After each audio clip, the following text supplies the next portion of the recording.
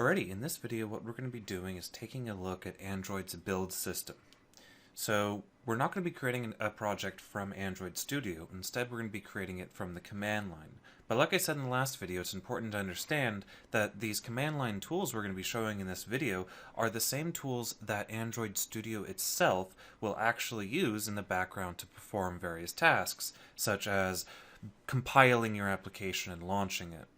So in this video, we'll have an opportunity to talk about the build system, how it's used, how it's configured, what tasks you have available to it, and we can also take this as an opportunity to talk a little bit about ADB and to talk about the project structure of the application. So what folders do what and all that fun stuff.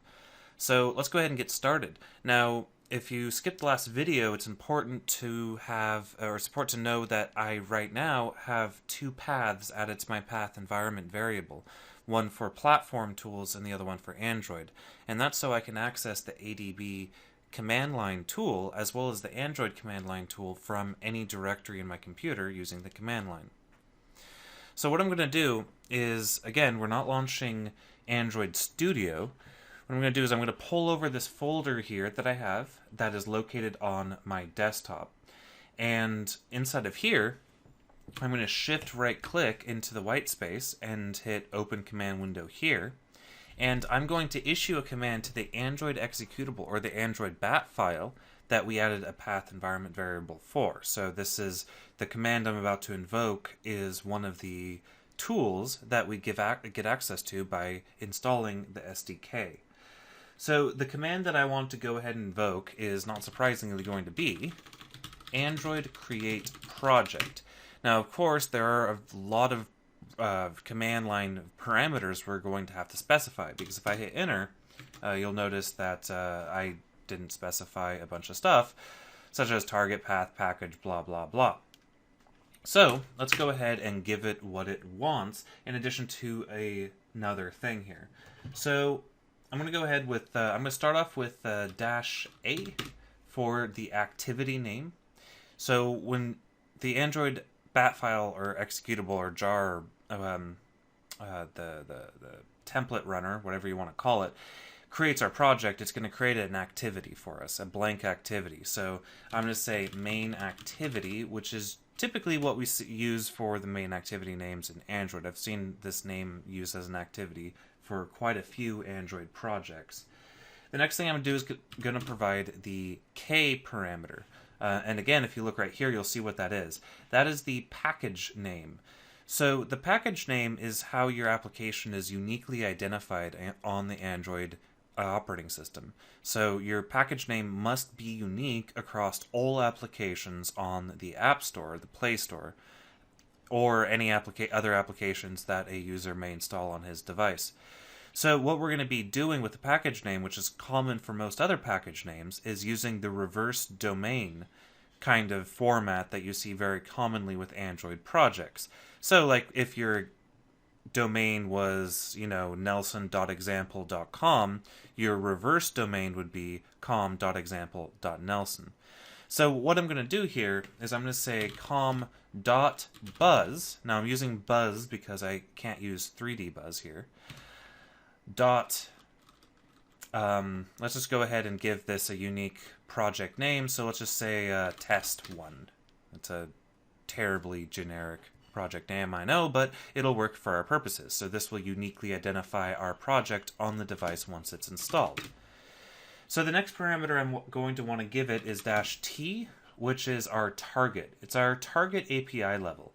So I'm just going to hit 21. Or 19. Or, yeah, I'm just going to do 19, KitKat, because that's the thing that we have installed on our emulator. And then I'm going to go ahead and specify one more here, -p, and -p is the path of where we want to dump the project. And in this case, I'm going to do -p app1. Now you'll notice that I'm located right here on my command prompt, so that app1 will appear in a folder directly underneath it here. There's actually two more parameters that I need to specify. Now, there's a little bit of history behind how Android build systems worked in the past. From my knowledge, since I've started working with Android, we've always had some sort of build runner. Now, what do I mean by that? Well, you have tools. If you're familiar with any Java code or writing Java code, you might be familiar with Ant, for example, ANT, which is a build runner. It's a little command line tool that allows you to specify you can think of them like little scripts on your in an XML file, or in the case of Ant, it's an XML file, and you have these little scripts that you can execute from the command line and give parameters to. These build runners are used for just running tasks, or task runner, I guess would be a more appropriate name there. Other common task runners for different platforms include things like Rake for Ruby, or MS Build for .NET, or NANT for .NET, and so on. Well, Ant is a very popular task runner in the Java world, but and Android or Google used it for a while, but they decided to completely rewrite their build system and instead use a different product. And this different product is called Gradle. And Gradle is just a task runner. So again, the basic definition of a task runner is you write a file that's understood by the task runner, and it allows you to execute the tasks that you entered into that by executing a command on the command line. So Gradle is a interesting one. It's much more recent than Ant, and it's built on top of the programming language Groovy. And I don't know if any of you guys are familiar with Groovy, but Groovy is a language that compiles into Java bytecode, meaning that just like how C# and VB.NET both run on the .NET framework, Java and Groovy both run on the JVM. So they're compatible with each other. They're related, but Groovy has a much more modern and up-to-date syntax than Java, in my opinion anyway. And Gradle uses Groovy files to describe the tasks that can be ran from it. Very similar to how Ruby would describe the tasks that could be run from a Rake file. So if I were to just hit enter right now, what we would get is an Android project with Ant. And that would require that we have an Ant runner, or Ant task runner installed on our computer, and then we'd be able to execute the build for our project. But instead, what I want to do is I want to use the more modern Gradle build system, and that's what we're going to be using exclusively throughout this series. The modern Gradle build system provides us with quite a few awesome features, such as product flavors, which we'll be talking about in a very short in a video that'll be coming up very shortly. So to specify that we want to use Gradle, not surprisingly, we use -G, as you can see right here. However, in addition to providing -G, we also have to pass in -V for the Android Gradle plugin version. The current version that we're going to be using is going to be 1.1.0. So this version number that I'm putting in here is the version not of Gradle itself, so it's kind of misleading there.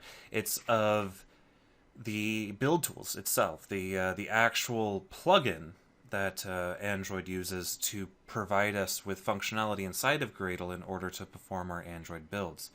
I'll talk a little bit about that more when we open up our Gradle file and take a look at how we use it.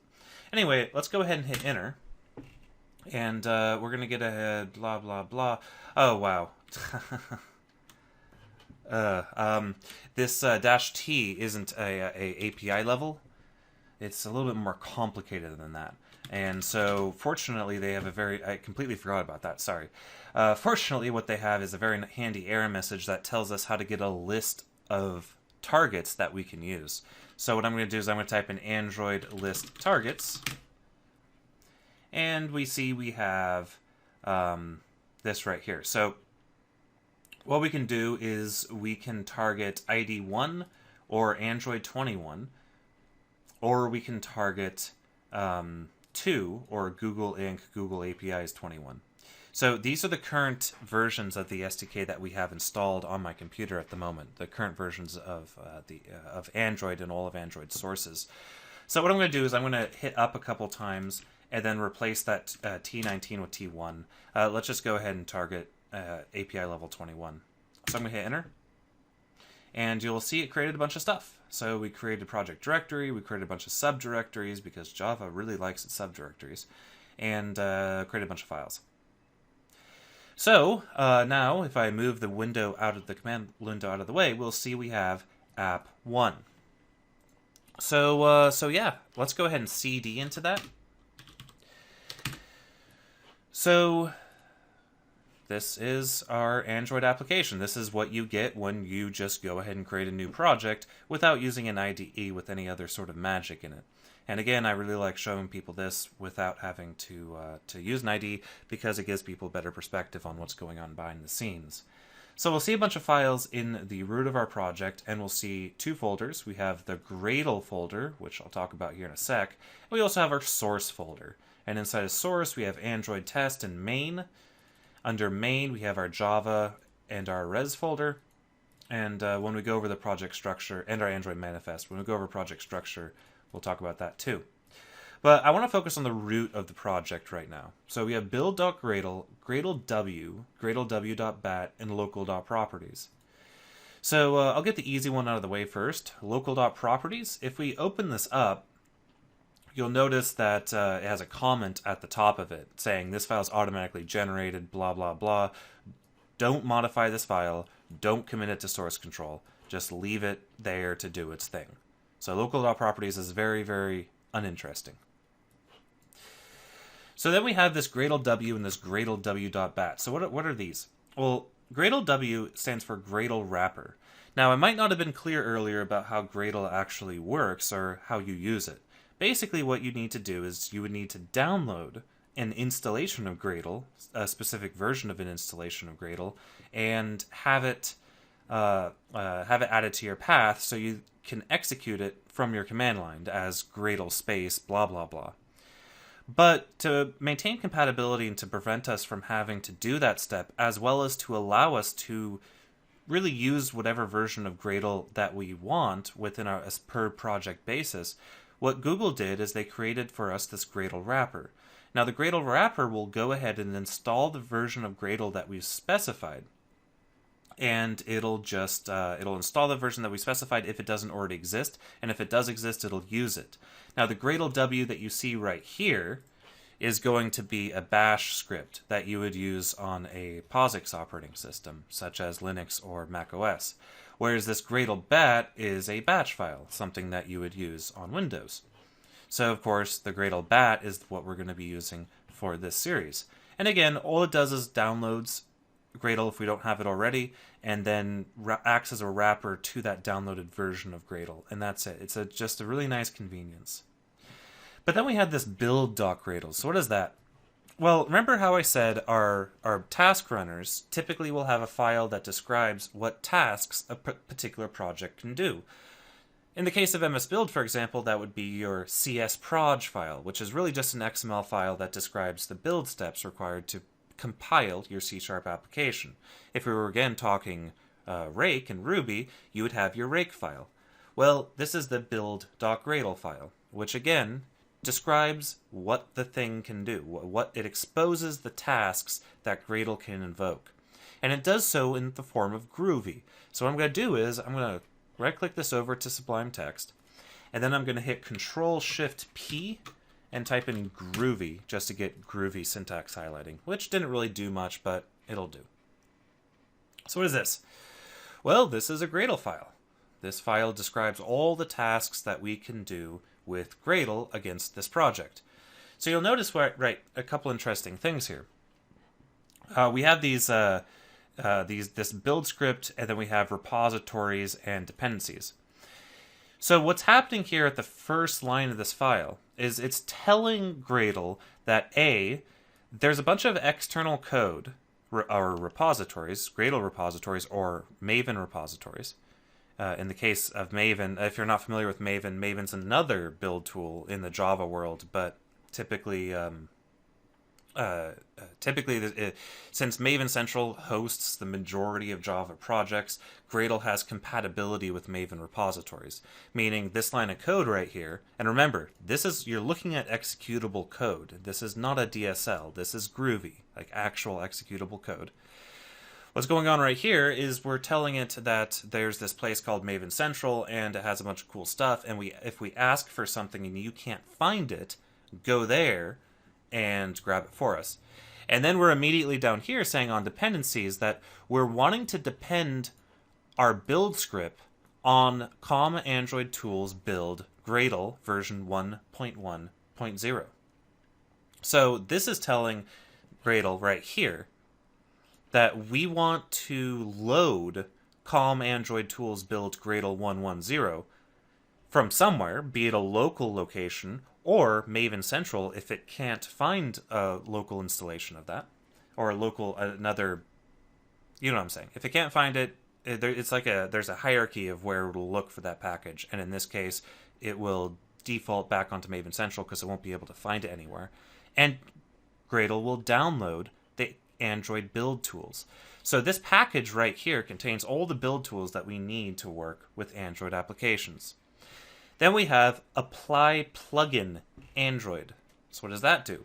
Well, that just applies the build tools. This makes Gradle aware of the special Android build tools, and then this applies that to our Gradle build file. Now that's important, because remember how I said that the Gradle file specifies all the things that can be done with this project as far as the build system goes? Well, the apply plugin Android will take all the things that Android knows how to do, or the Android plugin for Gradle knows how to do, and makes it available within our own build script. So by apply plugin Android, we now, by that point, have a bunch of stuff that we can do. If I removed that apply plugin Android and removed the subsequent Android definition, there would be no tasks defined for this project because we haven't defined any tasks. Okay.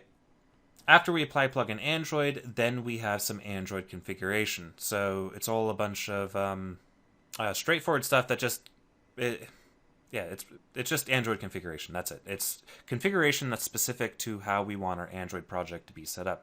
Now, of course, we will be playing around with this a little bit later. All right, so we're not going to run Gradle just yet because there are two problems with the default Android SDK installation.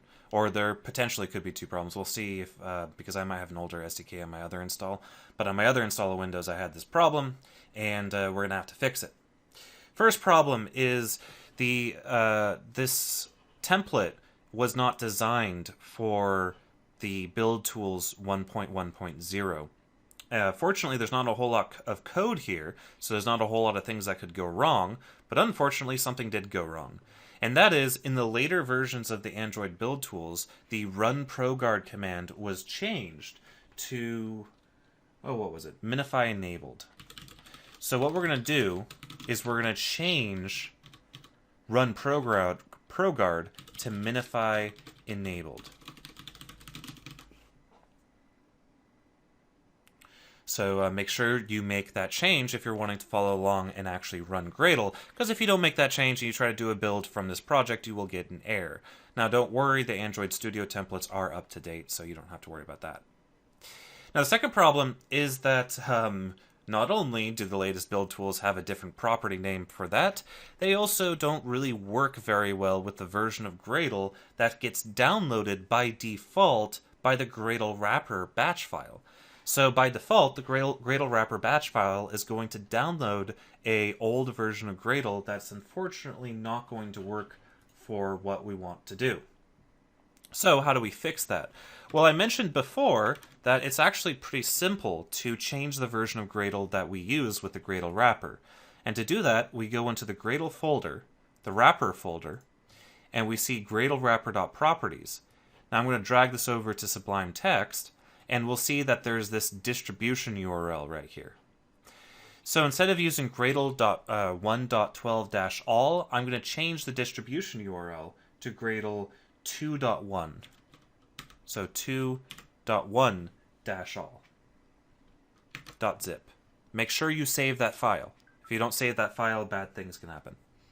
Well, bad things won't happen. It'll just download the wrong version of Gradle, and then you'll get some weird indecipherable error and spend 30 minutes, running around Stack Overflow trying to figure out why your Gradle build stuff is not working.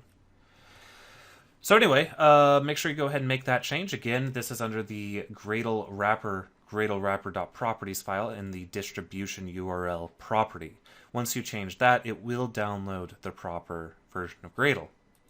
Now, you might be asking why you can't install Gradle local or globally on your system, and you certainly could. But I would advise using the Gradle wrapper whenever you are working with your Android project, because there might be specific versions of the Android build tools that are dependent on a specific version of Gradle.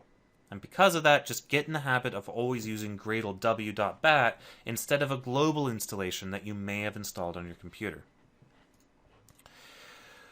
Okay, so it's unfortunate that I had to get through all of that talking just to start using Gradle, because what I really wanted to do to drive home the point about what Gradle is and what Gradle does is I want to go ahead and list all of the tasks that this project can run now because the Android plugin was applied. So all the things that we can do with the build system.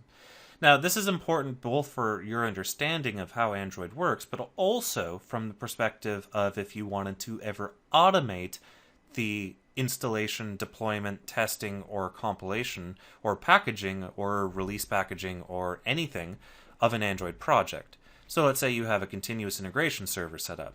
Well, this is how you would set up your continuous integration server. You would use your Gradle W wrapper along with your Gradle build file itself. So let's go ahead and do that. There's going to be a lot of scrolling text on the screen when I type this command in, but just know that what's going to happen in this order is A, Gradle W is going to download that version of Gradle that I specified and stick it in a local folder. B, Gradle is going to download the Android build tools, and then finally, Gradle is going to perform the task that I ask it to. Now, the two things I said first won't happen the next time I run a Gradle task. So, I'm going to say Gradle W for Gradle wrapper, tasks, and hit enter.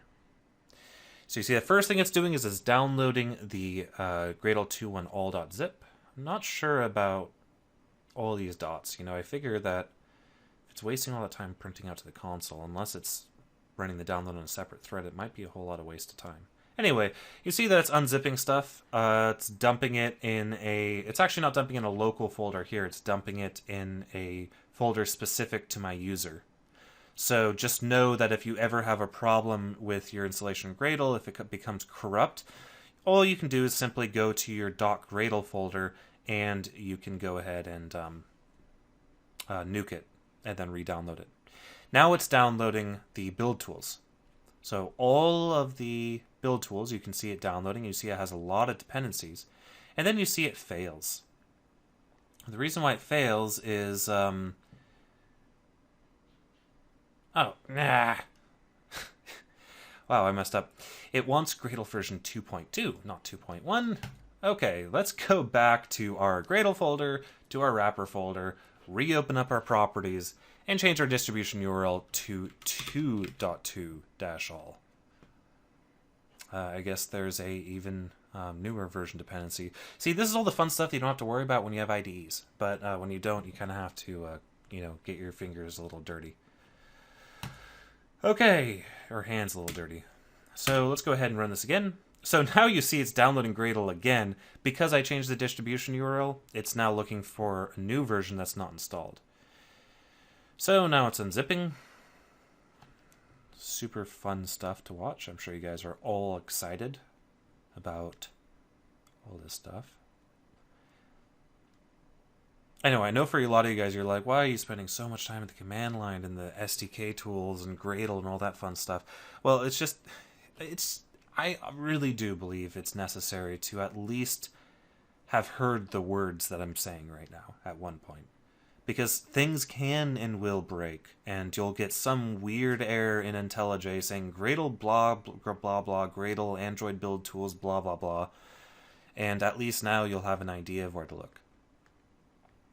Okay, so remember the command I typed in was Gradle W tasks, which Gradle W tasks, anytime you execute a Gradle command, it's going to look in the current folder that we're in, which as you see on the command line, we're in the app1 folder, and it's going to look for a build.gradle file. So although I didn't specify build.gradle manually, it did look it up automatically. And when you run Gradle tasks, what you get is a list of all the tasks grouped by their category. So you see a bunch of Android stuff. Again, this was imported from the Android plugin. So we have things like Android tasks. We can display the Android dependencies of the project, or displaying the signing for info for each variant. It's really exciting stuff. We have our build tasks, which the assemble task is going to be the task in which we use to compile the package. And we'll talk about that here in a second when we do assemble. So what this assemble will do is it'll assemble all variants of all applications and secondary packages. That means it's going to assemble everything. Debug, release, all your flavors, all that fun stuff. But then we can get a little bit more specific. We can assemble our Android test project, which we're not going to be talking about in this series. We're not going to get into unit tests. But when this project comes with a unit test project, which we could assemble if we wanted to. The one we care about the most, however, is right here, assemble debug, which just assembles our debug builds. We also have the corresponding assemble release. So another couple other common things, such as clean, which deletes the build directory if you ever start getting weird errors about some intermediate files. You might want to do a clean. Blah, blah, blah. And we'll also have our install tasks. We have help tasks. That might be interesting for some people looking into trying to debug something, like display the components produced by the project, display all dependencies, and display all subprojects. Then we have install tasks, which, not surprisingly, install things to every single connected Android device. So when you run one of these install tasks, which we'll be running later, not right now, but when you install one of these things, it'll do it on all connected Android devices. Okay, so let's go ahead and do Gradle W assemble debug. And so that's going to go ahead and that's going to compile a debug build of our project. So I'll go ahead and hit enter. And you see it runs a bunch of these subtasks, and it was successful. You'll also have noticed that a folder appeared right here called build. So let's go ahead and open that up. So we have a bunch of stuff. We have generated, intermediates, outputs, and temp. Now, I don't know. I'll go ahead and go on this little slight tangent for a moment here. We see this generated folder. What's in it?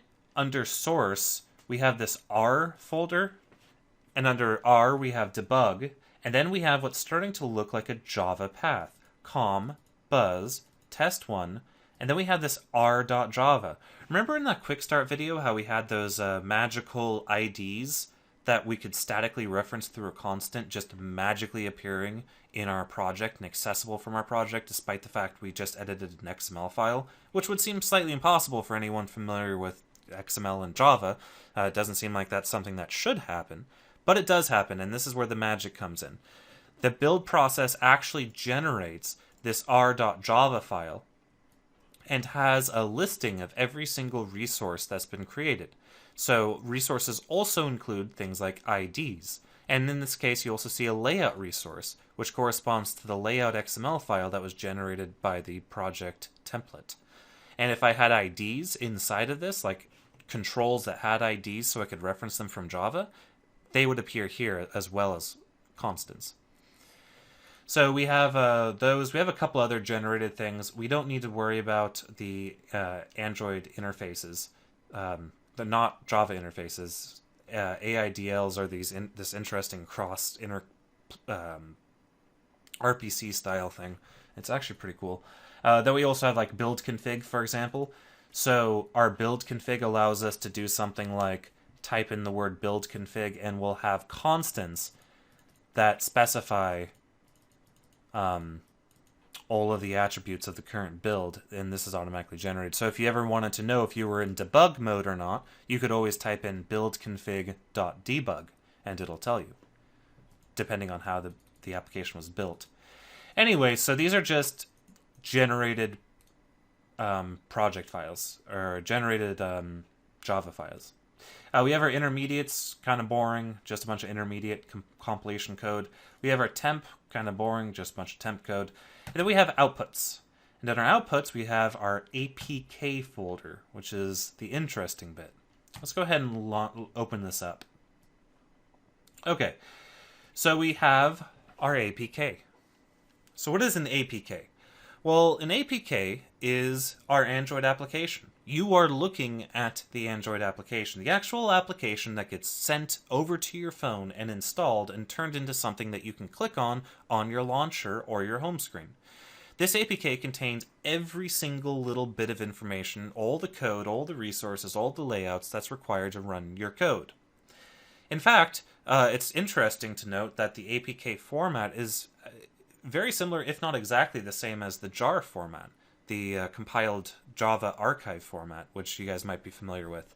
In fact, I could right-click on this and go into 7-zip and say Open Archive.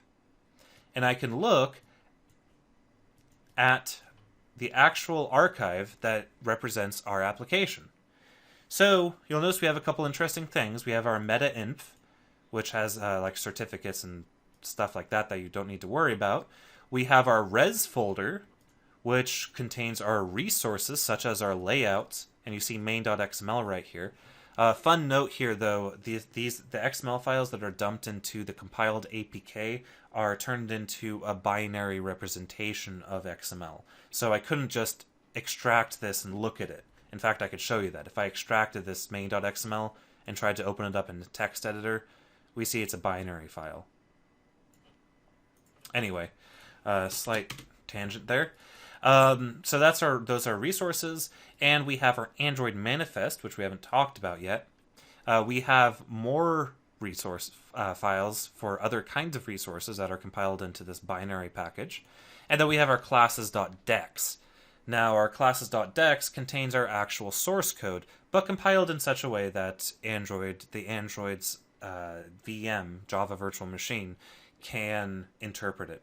You'll notice that it's not the same thing as a jar, because if you're familiar with Java, a jar is just a archive that contains a bunch of .class files, and a .class file is the compiled form of a class.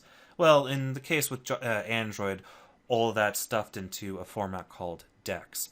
There are Android decompilers out there, though, that you can use if people are interested in using or tearing apart Android code or any sort of fun stuff like that. So anyway, that is an APK. So what kind of interesting things can we do with an APK? Well, I think the most interesting thing we can do with an APK is we can shove it on a phone and run it. So let's do that. I'm going to go ahead and launch Genymotion and load up my phone. I probably should have done this off screen earlier, but I forgot. So instead, I'm just going to hit start and hopefully talk long enough for this to start. Okay. And we're going to learn our first ADB command. So I have the phone started right here. And let's go ahead and what we're going to do is we're going to use the Android Debug Bridge, or ADB, to communicate with that device. What we're going to do with that is we're going to take this APK and we're going to forcefully install, or not forcefully, but we're going to install it on the device. This is useful especially for people who may be downloading other people's Android applications from off the internet but not through the Play Store, and are interested in how to install those APKs onto their device. A lot of you may already know how to do this, but I'm going to go through it anyway. Well, honestly, though, the command couldn't be simpler. Basically, we're just start off with ADB, and if you just hit enter, you'll get this very long list of commands you can do with ADB. You can do a lot of fun stuff with ADB. Also, before I install, I want to do ADB devices. Now, ADB devices will list all of the virtual devices and physical devices that we have. It'll also list devices that are attached via network interface, such as Genymotion. Genymotion automatically registers its virtual machines with ADB for us, so we don't have to manually attach over a network adapter. And this will show physical devices too. So you see that we have a device right here, and it's identified by its IP address, which is on a local network local to my computer, because it's running through VirtualBox. So if you had a physical device, you would see that here. If you had an emulated device, you'd see that there too. It's important to understand this, though, because with ADB, any command that you have has to specify the device unless there's only one device listed. So that's important. I find it's typically a lot faster just to, if I need to run a lot of ADB commands against a device, to unplug or shut down all the other devices so I don't have to constantly tell it which one to use. There might be a way to change the default one, I'm not sure, but that's what I do because it's stuff and things. So let's go ahead and install this APK. How do we install an APK with ADB?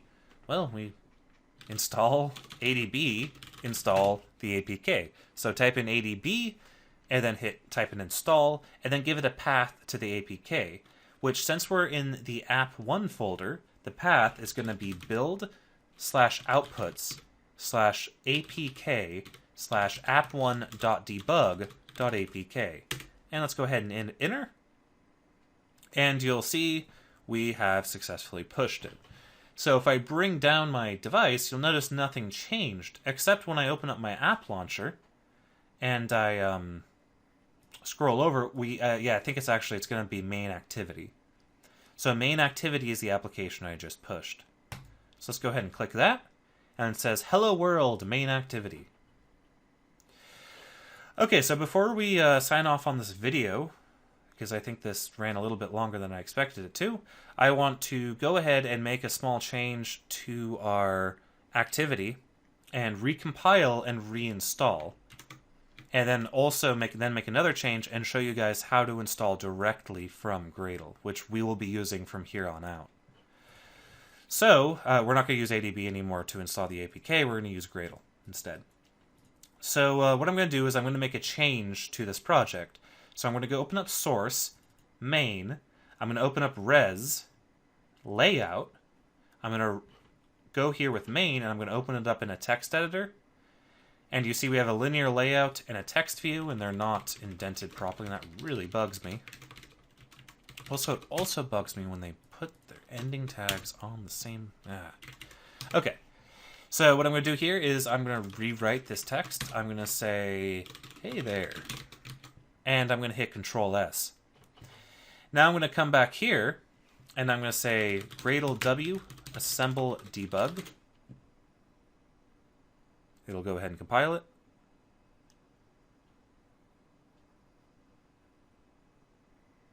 Then I'm going to hit up 2 more times to where I have this ADB command already written, and I'm going to hit enter, but it's going to fail. It's going to say install failed already exists. And the problem with that is, well, the APK already exists on the device, so it won't rewrite it. We actually have to use a different command in order to update an application that's already been deployed on the system. Basically, I'm going to hit up again, and I'm going to go ahead and move my keyboard cursor on the window all the way to the left after install, and I'm going to do -R. Presumably for reinstall. So let's go ahead and hit enter. And you see, this time it was a success. I don't know why they make you do that. It seems kind of silly to me, but whatever. Anyway, now we can come back here and open up main activity, and we see our modification right there. So that's really cool. So the last thing I want to show you guys is how to do this from Gradle in one command. So, remember that when we do Gradle W tasks, we get a list of all the things we can do with the current Gradle file that's located in the directory that we're in. And you'll see that the ones that we're interested are going to be the install tasks. So what I'm going to do here is I'm going to change the text yet again. And I'm going to come back here, and I'm going to type in Gradle W install debug. Hit enter. So now not only is it going to compile the project, it will also install it for us. And this time it's going to install it on all active devices, or all devices that are plugged in. Now it still won't launch the application, but it did install it. And I can prove that it installed it by launching main activity again, and seeing on the text, this is a change in text yet again. All right, I hope I'm not boring you guys out of your minds with this awesome sort of low-level details about how to use Gradle and how to use ADB. I hope you guys enjoyed the video, and in the next one we are going to be talking a little bit more about the project structure and the Android manifest. So yeah, we'll see you guys in the next video.